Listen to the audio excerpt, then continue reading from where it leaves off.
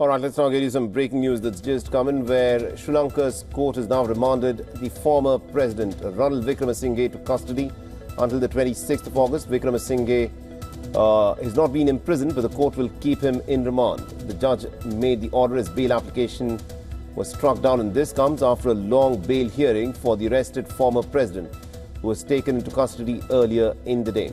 The Wickremesinghe has in fact been named as a suspect in the alleged misuse of about 16.6 million rupees in government funds for a private overseas store. Remember, he happens to be the most senior, most opposition figure to be arrested under an anti-corruption crackdown by the new leftist government.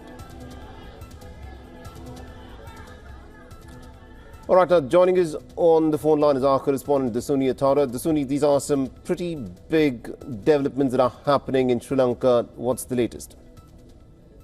Well, certainly this is a landmark and historic day, especially given how the judiciary has viewed this situation. Former President Wickremesinghe now becomes the very first head of state in Sri Lanka to be arrested and now remanded. Earlier in the day, we did see the lawyers speaking on behalf of former President Wickremesinghe, citing various health reasons, as well as notably that President Wickremesinghe was due to travel to India within a matter of few days in the coming week as grounds for exceptional reasons to give him or grant him bail. However, in accordance to the Act that concerns the offences that have been kind of made against him, bail may only be given in exceptional circumstances, and the judge felt that these were not really exceptional circumstances, which has now led to him being placed in remand custody. This is also interesting just because we do know that former President Wickremesinghe, was someone who was quite crucial and pivotal during Sri Lanka's troubled times during the economic crisis, while a lot of people do feel that this present government, led by President Dissanayake, is kind of walking the talk in terms of setting the record straight, in that they mean business and that no one is above the law here in Sri Lanka. Absolutely, indeed. Dasuni, do continue to stay on with this. Let's in fact take a look at some of the visuals that are coming in terms of what's been happening in Colombo there.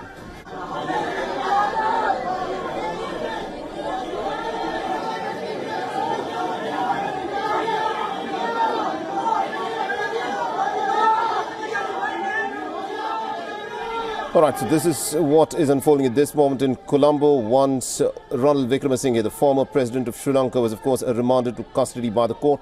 My colleague Dasuni Atara is with us over the phone line. Now, Dasuni, a lot of the opposition leaders who are sitting in the opposition are saying that this looks like some kind of a political witch hunt.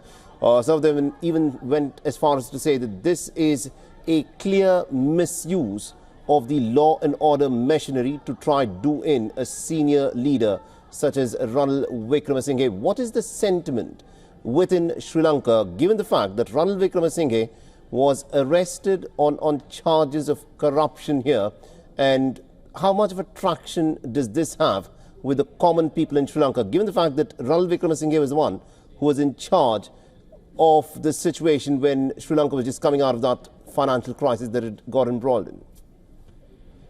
Absolutely, Mohammed. Like you rightfully pointed out, because this is the first time that this has happened in Sri Lanka. Rather, it has come as a shock to many citizens, given that usually it is sort of an understood kind of sentiment in the country that the president usually has some forms of immunity that kind of safeguards him from situations like this, and some also have a question as to whether this was the right charge to arrest the former president, especially given that there have been claims made that this former president, during his tenure as prime minister, failed to act correctly during the Easter bombings, and then there was also the central bank bond scam, in which fingers were pointed towards the former president in his capacity as prime minister. So there are certain critics who are wondering why, when there were such bigger charges, as to why something as some feel is a little trivial, was the one that really led to the arrest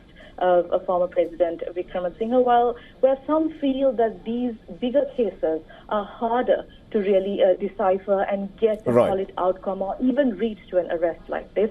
So it is definitely coming in as a shock, and we are definitely going to be seeing a lot of responses in the coming few days and hours. Indeed, this is a story that will continue to resonate in Sri Lanka. Thank you very much indeed, Dasoni Athada, for joining us with all those details there.